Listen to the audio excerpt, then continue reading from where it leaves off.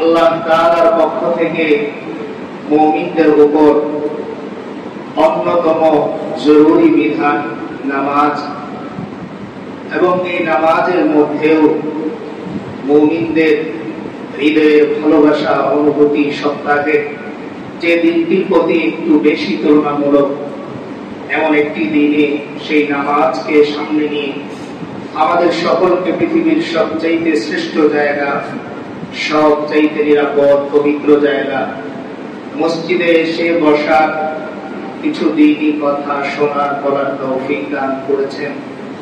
সেই মহান মালিকের দরবারে আমরা দিল থেকে শুকরিয়া দান করি, আলহামদুলিল্লাহ। আল্লাহ তাআলা আমাদেরকে কোন ধরনের নোটিশ, দরখাস্ত, আবেদন ছাড়াই তার সবচাইতে প্রিয় নবী, সবচাইতে পছন্দের, ভালোবাসার এবং নবীদের সর্দার, পৃথিবীর সমস্ত মাখলুকের চাইতে সর্বশ্রেষ্ঠ মানব জনাব মুহাম্মদুর রাসূলুল্লাহ সাল্লাল্লাহু আলাইহি ওয়াসাল্লামের উম্মত বানিয়েছেন। এই যে কত বড় মেহেরবানি আমাদের উপর, যে আল্লাহ তাআলার পক্ষ থেকে কত বড় দয়া আমাদের উপর, এটা আমরা সেদিন বুঝবো যেদিন আল্লাহ তাআলা হাসরের ময়দানে হিসাব নেয়ার জন্যও সর্বপ্রথম এই নবীর উম্মতদেরকে ডাকবেন। গুনাহগার হোক আর নেককার হোক, হাসরের ময়দানে সর্বপ্রথম যেই নবীর উম্মতদেরকে হিসাবের জন্য ডাকা হবে, সেই নবীর উম্মত হচ্ছে আখির জামানার নবী হযরতুর রাসূল মুহাম্মদ সাল্লাল্লাহু আলাইহি ওয়াসাল্লামের উম্মত। আল্লাহ তাআলা বিচার কার্য শুরু করবেন এই নবীর উম্মতদের মাধ্যমে। তাই আল্লাহ তাআলার কাছে শুধুমাত্র এই এতটুকু ইহসান, এই ইহসানের শুকরিয়া যদি আমরা জীবনভর সিজদায় করে থাকি, জীবনভর যদি আল্লাহর কাছে নামাজারি করি, চোখের পানি ফেলি, তবুও শেষ হবে না। এরপরে তো আল্লাহ তাআলা আরো কত ধরনের ফজিলত, শ্রেষ্ঠত্ব আমাদেরকে দান করেছেন। অন্যান্য নবীদের উম্মতদের হায়াত ছিল লম্বা, দীর্ঘ সময় তারা পেতেন আল্লাহকে ডাকার জন্য, আল্লাহর জিকির করার জন্য, আল্লাহর প্রিয় হবার জন্য। কিন্তু আমাদের নবীর উম্মতের হায়াত তুলনামূলক অনেক কম।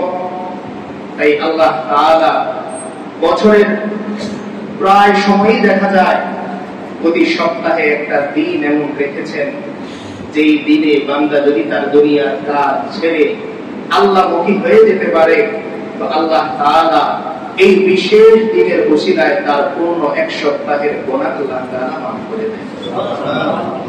এজন্য কোন বান্দা যদি পুরো সপ্তাহ আল্লাহকে ভুলে থাকার পর, অলসতায় কেটে যাওয়ার পর, যদি শুক্রবার নিজেকে নতুন করে তৈরি করে উদ্যমতা নিয়ে সে যদি আল্লাহর রাস্তার দিকে এগিয়ে আসে, মসজিদে যদি সে এসে বসে যায়, তো এক জমা থেকে আরেক জমা পর্যন্ত তার যত অন্যায় হয়েছে আল্লাহ তাআলা যত সগীরা গুনাহগুলো আছে সবগুলো বিনা দরখাস্তে তার মাফ করে দেয়।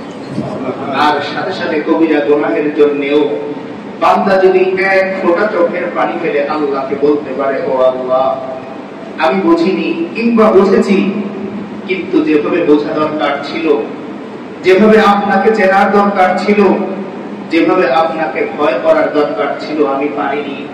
ও আল্লাহ, আমি আপনার সাথে ওয়াদা করতেছি জীবনে আর কোনোদিন অন্যায় আমি করব না, জীবনে আর কোনোদিন আপনার হুকুম অমান্য আমি করব না। এইভাবে যদি একবার আল্লাহকে বলে ফেলতে পারে, তো আল্লাহ তাআলা ওই বান্দা বলতে দেরি হয়, তওবা করতে দেরি হয়, কিন্তু আল্লাহ তাআলা তার পিছনের জিন্দেগীর সব গুনাহ মাফ করতে এক সেকেন্ডও দেরি হয়। এজন্য আল্লাহ তাআলা কোরআনে বলেন যে যেই বান্দা আল্লাহর কাছে ক্ষমা প্রার্থনা করতে চায়, যে বান্দা আল্লাহকে খুশি করতে চায়, ইয়াজিদিল্লাহু গফুরুর রহিমা, সে তার আল্লাহকে একজন দয়াবান, ক্ষমাশীল আল্লাহ হিসেবে সে পায়। যত বড় অন্যায় বান্দা করুক না কেন, যদি সে একবার আল্লাহর কাছে নিজেকে সঁপে দিতে পারে, যদি একবার সে নিজেকে আল্লাহর কাছে ধরা দিয়ে দিতে পারে, সিলিন্ডার যদি সে করতে পারে, ও আল্লাহ বুঝিনি আমি আর করব না, এই কথা যদি একবার বলে ফেলতে পারে, তো পৃথিবীর সমস্ত মানুষ তাকে ক্ষমা না করলেও আল্লাহ তাআলা বলেন, ও বান্দা, আমি এত বড় রহমান, আমি এত বড় গফফার, পৃথিবীর সমস্ত মানুষ তাদের দরবার থেকে তোমাকে তাড়িয়ে দিলেও আমি আল্লাহ তোমাকে আমার দরবার থেকে তাড়িয়ে দেব না বান্দা। শুধু একবার বলে দেখো আমার কাছে অন্যায়ের কথা, আমি আল্লাহ তোমার পেছনের জিন্দেগীর সমস্ত গুনাহগুলো মাফ করে দেব। এই যে রহমান আল্লাহ আমাদেরকে এই অফার গুলো দিলেন, কেন দিলেন? এর পেছনে যদি আমরা কারণ খুঁজতে যাই তো দেখবো আমাদের এমন একজন অভিভাবক আল্লাহ তাআলা দিয়েছিলেন, যিনি আল্লাহ তাআলার কাছ থেকে আমাদের যা কিছু দরকার সব কিছু তিনি চেয়ে নিয়েছেন। আল্লাহ তাআলা, আমি যে আয়াতটুকু তেলাওয়াত করেছি, আমরা জানি রবিউল আউয়াল মাস সিরাতের মাস হিসেবেই আমরা জানি। রবিউল আউয়াল মাস সিরাতের মাস। মতান্তরে 12 রবিউল আউয়াল আল্লাহ রাসূল সাল্লাল্লাহু আলাইহি ওয়াসাল্লাম পৃথিবীর বুকে আগমন করেছিলেন।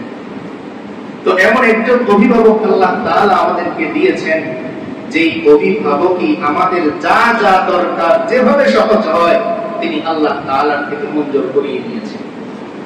তো আমি যে আয়াতটুকু তেলাওয়াত করলাম এর সাথে সম্পৃক্ত আরো 3-4টি আয়াতকে সামনে রেখে যদি আল্লাহ তাআলা তৌফিক দান করেন, আমরা কেমন অভিভাবক পেয়েছি তার সম্পর্কে কিছু জানার চেষ্টা আমরা করব, যদি আল্লাহ তৌফিক দান করেন। দেখেন, রাসূল করিম সাল্লাল্লাহু আলাইহি ওয়াসাল্লাম নবীদের সিরিয়ালে সর্বশেষ তিনি এসেছেন। কখন? সর্বশেষ। তার মানে পুরো পৃথিবীটা আল্লাহ তাআলা তার হাবিব আসবেন বলে সাজিয়েছেন। পুরো পৃথিবীটা আল্লাহ তাআলা নতুন করে লাইটিং করেছেন। কেন?